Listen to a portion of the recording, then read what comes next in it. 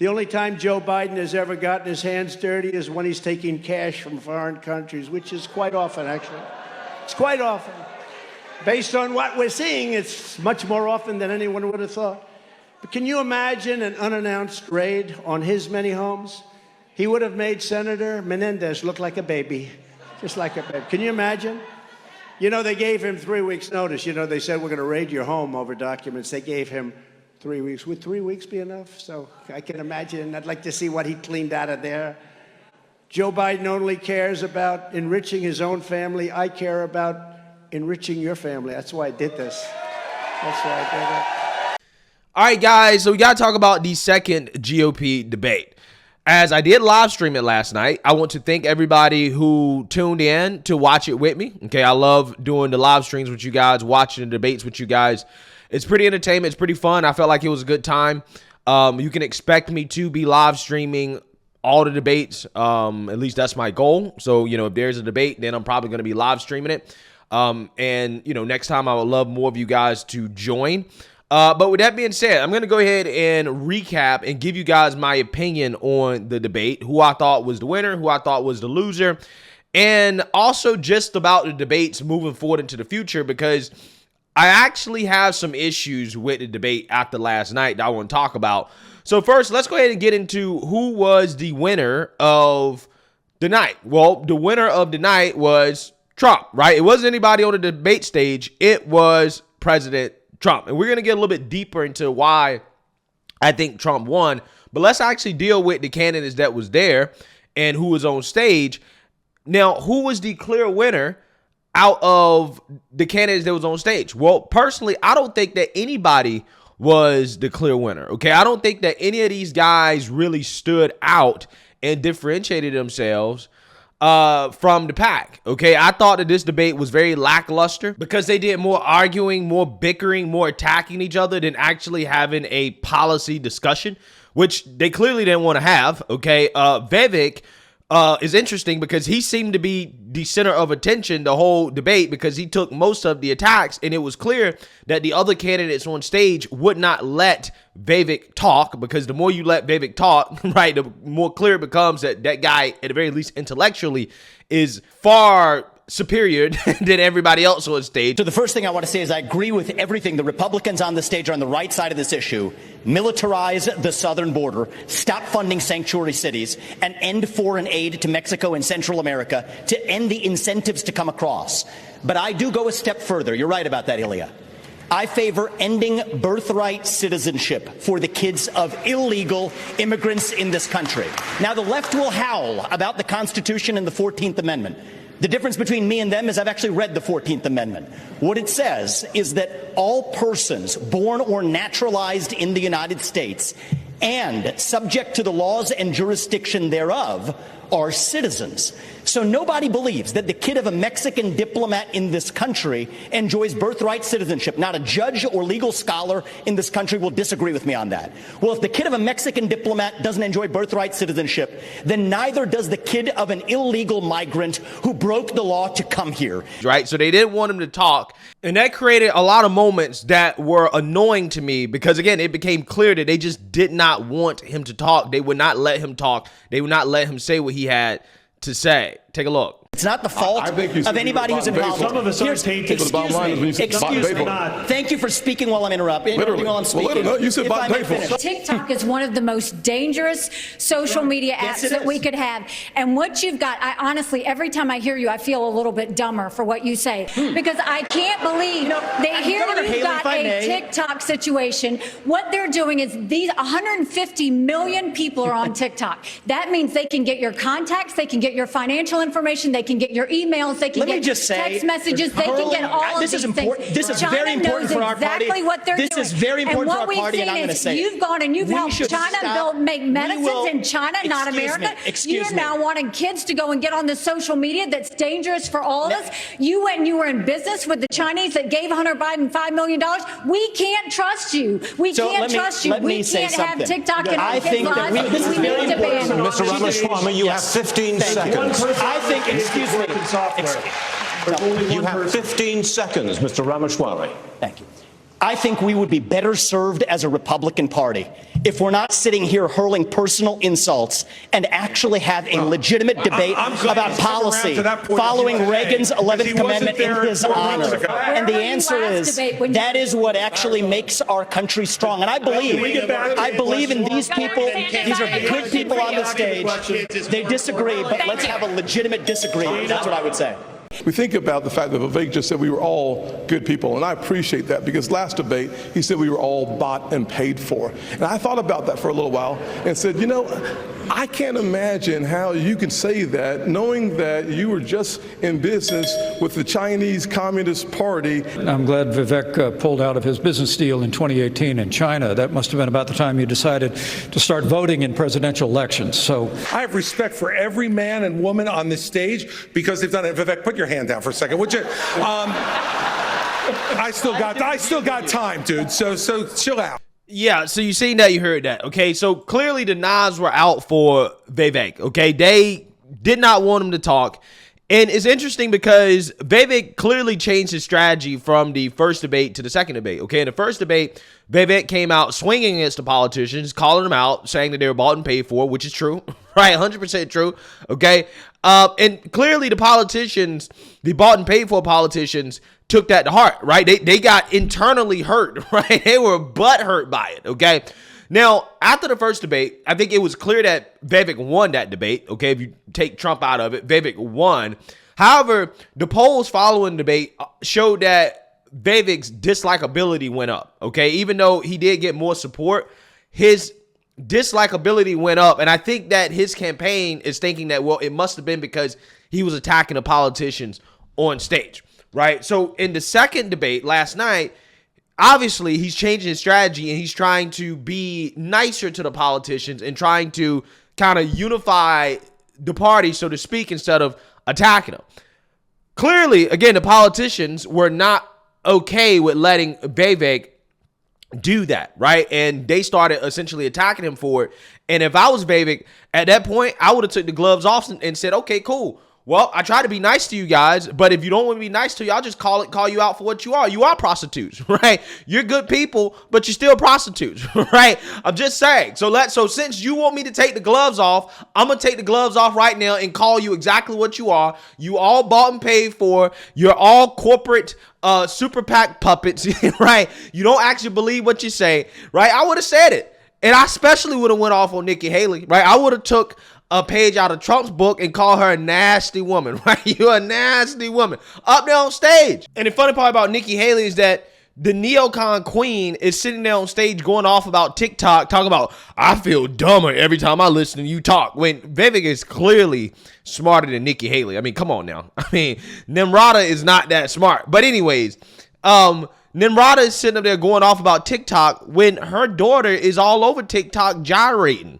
okay? So again, you need to, get your own household straight before you start going off on other people about the dangers of TikTok when, again, your daughter's on TikTok gyrating for the world to see, right? I'm sure Nikki Haley should be concerned about all the data that China's collecting on her daughter, right? Who, again, is on TikTok gyrating for the world to see. I just want to make that clear. But these politicians, they wanted to smoke, right? They wanted to smoke from Vivek, and he should have gave it to him. He should have gave it to him because that's what they were asking for. That's what they were asking for.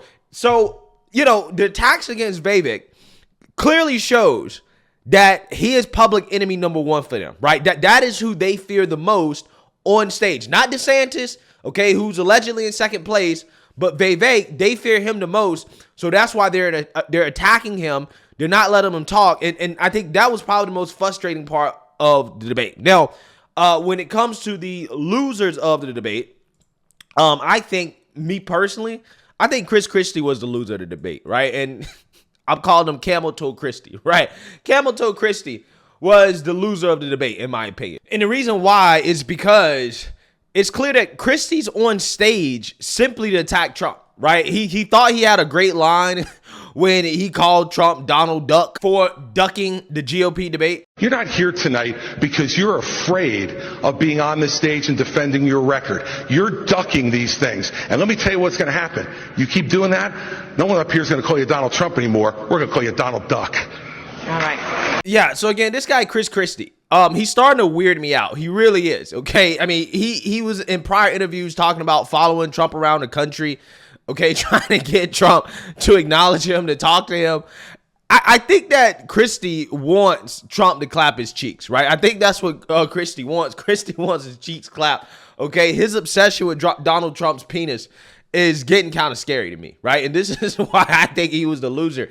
But according to a CNN panel after the debate, they actually thought that Mike Pence was the loser of the debate because throughout the whole night, it was clear that he was filibustering on a lot of questions and wasn't really giving any real answers. Here's what I want to ask a show of hands now. Okay, I'm doing alphabetical order. Who you think did best during this debate? All of you. Burgum. 1. Christie. Okay, so his toughness didn't appeal to anybody tonight. DeSantis. 1, 2, 3, 4, 5, 6, 7, 8, 9. Haley. 1, 2, 3, 4, 5, 6. Pence. Ramaswamy. 1. Scott. All right, so it looks like DeSantis, the winner in this room. Who do you think this was a bad night for? Pence. Pence. Why are you all saying Pence? I think he completely destroyed his credibility. He was directly questioned on his record during the Trump administration on, I forgot what issue specifically was brought up, but he had no defense that they had campaigned on, again, I forget the issue specifically, Obamacare. and he didn't, Obamacare, yes. They didn't follow through with that, and instead of answering the question that was given to him about why that wasn't followed through and will he do differently as president himself, he just went off about something completely irrelevant and never answered the question. A lot of you raised your hands about Pence. Who else raised their hand about Pence? Why do you think that?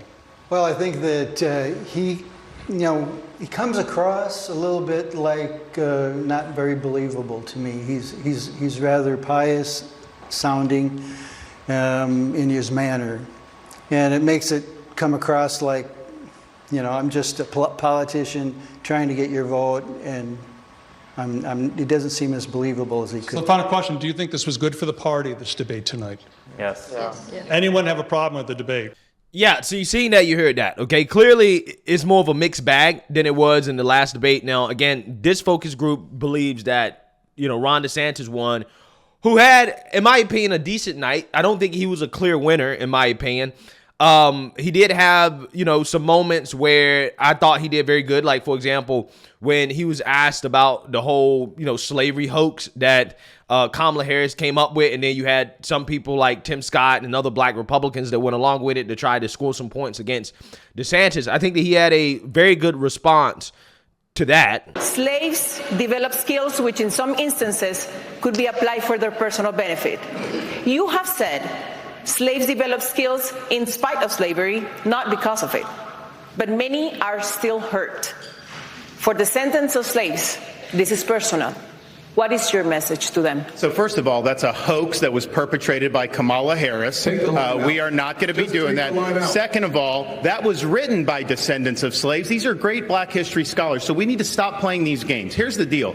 Our country's education system is in decline because it's focused on indoctrination, denying parents' rights. Florida represents the revival of American education. We're ranked #1 in the nation in education by U.S. News and World Report. My wife and I, we have a 6, 5, and 3-year-old. This is personal to us. We didn't just talk about universal school choice. We enacted universal school choice. We didn't just talk about Parents' Bill of Rights. We enacted the Parents' Bill of Rights. We eliminated critical race theory, and we now have American civics and the Constitution in our schools in a really big way, just like President Reagan asked for in his farewell address back in 1989. Florida is showing how it's done. We're standing with parents, and our kids are benefiting. Yeah, so I think that's probably one of the best answers that I've heard from Ron DeSantis during one of these debates, period. Okay, I think that he said exactly what he needed to say in response to that clear manufactured hit job by Kamala Harris that Tim Scott then went on stage and essentially peddled, right? I mean, by the way, I also think Tim Scott was a loser at the debate. He tried very hard to interrupt everybody and to be a part of every conversation. He tried very hard to seem like he's actually charismatic and has a personality.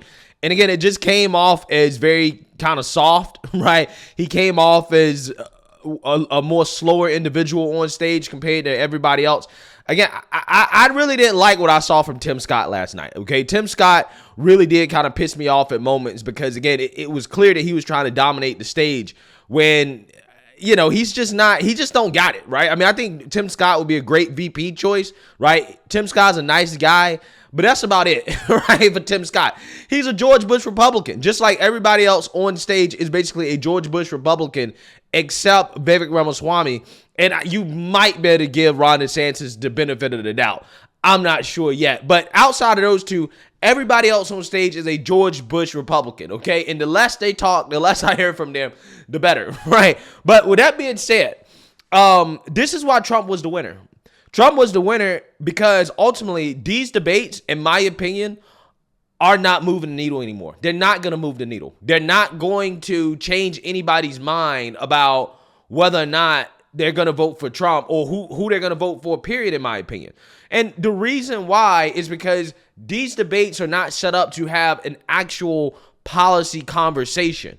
Okay, none of these candidates really got down into the substance of policy because, one, the format just doesn't lend itself to being advantageous for that, first and foremost. And then two, candidates are being talked over. They're not allowed to actually expand on their thoughts. Like, for example, Vivek Ramaswamy tried to get into the whole Ukraine and Russia thing, but everybody else on stage didn't allow him to do it, right? They just kept trying to say, well, he's trying to give away Ukraine to Putin, and he's trying to give away Taiwan to China. Instead of letting the guy get into the nuances of his policy, they just didn't let him do it, right? And that's why I just think at this point that these debates, the format is outdated. I think, back in the, 70s, 80s, 90s, even, the early 2000s or whatever, and even during the 2010, it might have made sense, okay? Because we didn't have this type of social media and alternative media where people are being exposed to these candidates in different formats, all throughout the election cycle, right? So back in the day, somebody's exposure to these candidates may have been the debates, right? They may have needed the debates to actually get exposure and to learn more about the candidates, and it may have moved the needle back in the day. Back in the day, I think it probably mattered, okay? But nowadays, I don't think it matters in the Trump era. I think the last time these debates mattered was back in 2015, 2016, right? Where Trump essentially moved the needle. He destroyed the GOP on the debate stage. He went on stage and said things that were unprecedented. And I think that is the last time that the debates actually mattered. So in a sense, Trump kind of broke the debates, right? He broke the debates in regards to whether or not they actually really matter anymore, because it seems like they don't. And I guarantee you, the polls after this debate aren't really going to change. They're not going to change substantially for any one of these candidates. And as long as the polls aren't changing, then Trump is winning, right? Trump essentially wins the night by choosing not to show up because the polls don't change, right? He's not losing any support because he's not showing up to the debates. And again, even if he showed up to the debate, it's not like they're going to sit on stage and have a real discussion about policy. They're not going to, because the debate format in and of itself doesn't lend itself to doing that. So again, it's almost pointless now, right? That's how I feel about these debates. I think that a much better alternative would be to have a 2 or 3 hour long sit down discussion with 2 or 3 of these guys at one time, a Joe Rogan style discussion, that is, and you hash out your policy differences, right? You just have a conversation. I think that that would be a much better format. I think that would be much more informative. I think that that would allow the American people to actually really learn about these candidates in a way that's just not possible on the debate stage, right? I think that after the debate, right, the interviews these people do in the spin room, I think you learn more about the candidates doing the spin room than you do on the debate stage, right? The debates have now become about getting one-liners in, right? Getting in the best jokes, okay? Or roasting other candidates on stage, which, don't get me wrong, it's entertainment. I like it, but the whole point of the debate is to discuss policy. In a debate, that's the whole point, but that's not what's being accomplished. There's no way. We have to do something different. There has to be changes to the format, because this just doesn't, this is not helping anybody, okay? It's not helping anybody. So with that being said, again, unless the polls start to substantially change, Trump is going to be the winner of all these debates. He's already the winner. And if I was Trump's team at this point, maybe, just maybe, I just wouldn't show up to any of the debates. Because, again, you have more to lose at this point than you have to gain. So what is the point if the polls are not changing based off the fact that you didn't show up to the debates? And, again, it's not like if you go to the debate, they're actually going to have a policy discussion. They're just going to be attacking Trump all day. And you see that with Vivek Ramaswamy, right? They attack the guy on stage they feel like is the biggest threat. And, again, look at what's happening to Vivek Ramaswamy. So with that being said, I, again, personally thought that debate last night didn't move the needle. I was really disappointed. I was also disappointed with the moderators as well, too. I don't think that they did a good job of keeping some of these guys in line, okay, in regards to talking over and speaking over people and, the debate kind of going off the rails. I just think that it just was very lackluster. And again, honestly, I think that the debate formats need to be changed, right? I don't think that it's helpful and it needs to be updated. Now, maybe in a Democrat Party primary, this type of debate format would be helpful because as of right now, there's only 3 or 4 people running in the Democrat primary, technically. Cornel West, Marianne Williamson, RFK, and Joe Biden. Now, I think we would learn a lot from a Democrat debate because, Joe Biden on stage debating policy issues would clearly show that he's not cognitively capable of being president. So with that being said, I think for the GOP, the debates are not helping that much. I think they need to change the format. I think that maybe for Democrats and Democrat voters, this debate format may be helpful, okay, considering who is the current commander-in-chief. So let me know what you guys think. Make sure you like, comment, and subscribe. And most importantly, share a Black conservative perspective. Peace.